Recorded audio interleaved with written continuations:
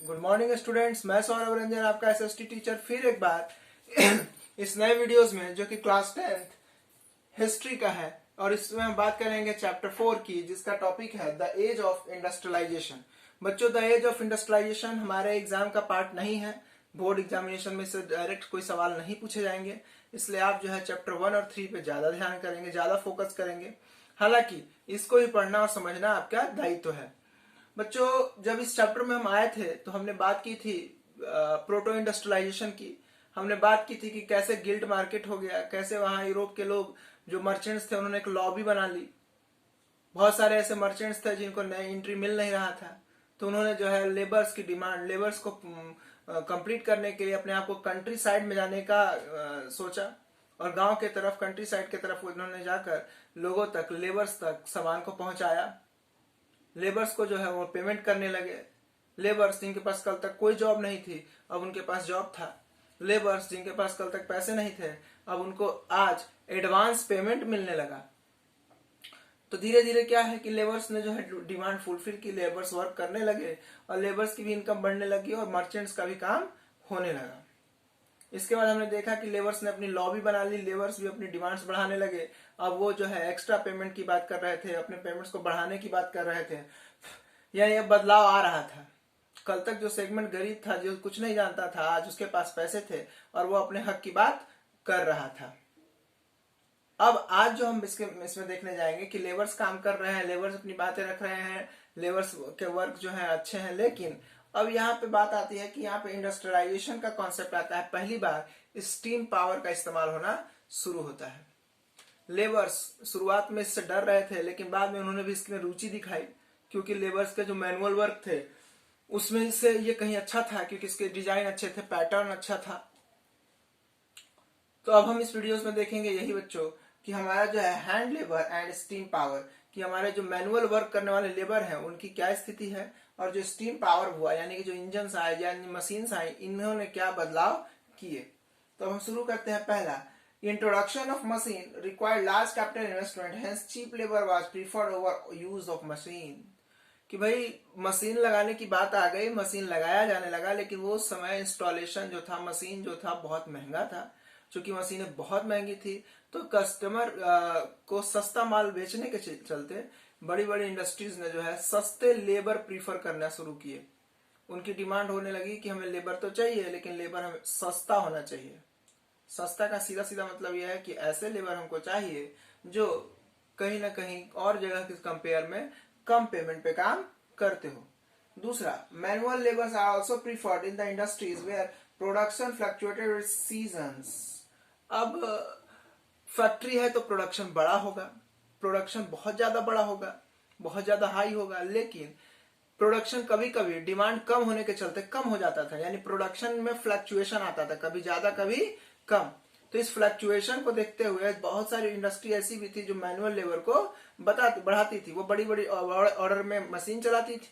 जब उनके ऑर्डर छोटे हो जाते थे तो मशीन बंद कर दिया जाता था और मैनुअल लेबर से ही काम करा लिया जाता था। तो इस तरह से दोनों चीजें चल रही थी, इंडस्ट्री भी साथ में चल रही थी, और इंडस्ट्री से डिमांड कम जाए या उससे कम हो जाए तो फिर मैनुअल लेबर का भी कॉन्सेप्ट चल रहा था। नेक्स्ट बात है, goods were interactive design and specific shape were the great demand in the European market. कि भाई जो गुड्स बन रहे थे उसकी डिजाइन बहुत सुंदर थी।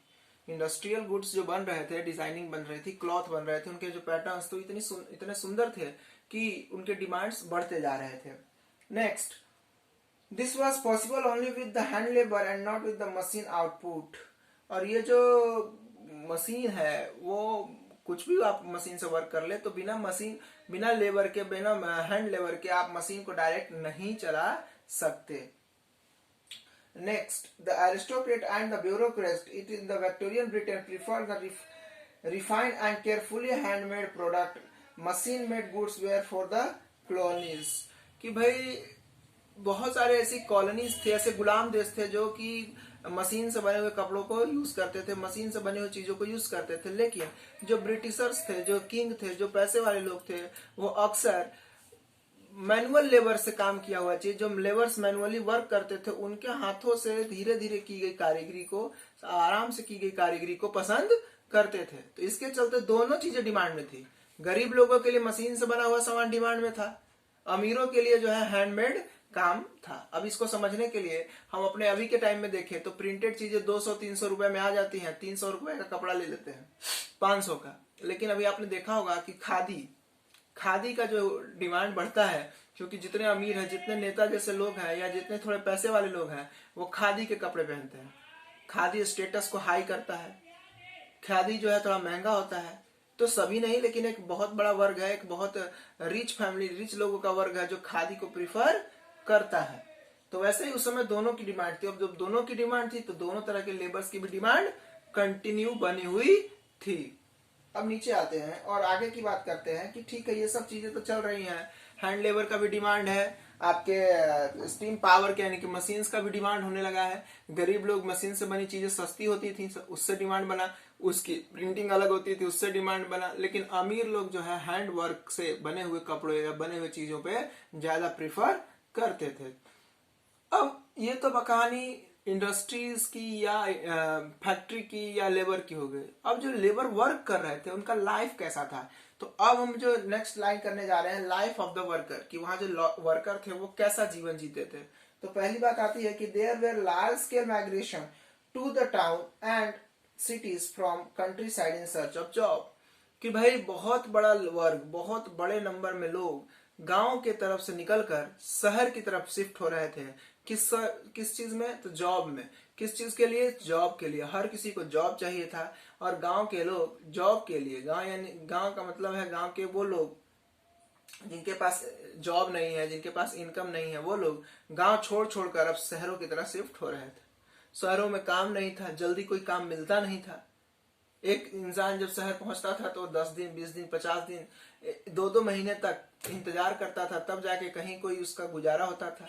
तो तब तक लोग जो सड़कों पे, पुल के नीचे या कहीं ऐसे जगहों पे जहां कोई आता जाता नहीं, ऐसे जगहों पे रहकर अपना किसी तरह जीवन यापन करते थे। यानी कि लाइफ जो थी वो कहीं से भी वर्कर की अच्छी नहीं थी, चाहे वो गांव हो या शहर। लेकिन इसके बावजूद भी लोगों का तांता लगा हुआ था। जितने भी उस समय पुराने वर्कर थे, वो वर्कर सभी के सभी गांव से शिफ्ट होकर शहर की तरफ पहुंच रहे थे और अपने लिए एक नए अवसर, एक नए जॉब की तलाश में थे। यानी एम्प्लॉयमेंट जो है उनको चाहिए था। अब इसके बाद की जो हम बात करेंगे वो हम अगले वीडियोस में करेंगे, जिसमें हम लेबर्स के लाइफ को और नजदीक से जानेंगे। तब तक आप जो है अपने नोट्स बनाएं। Thank you.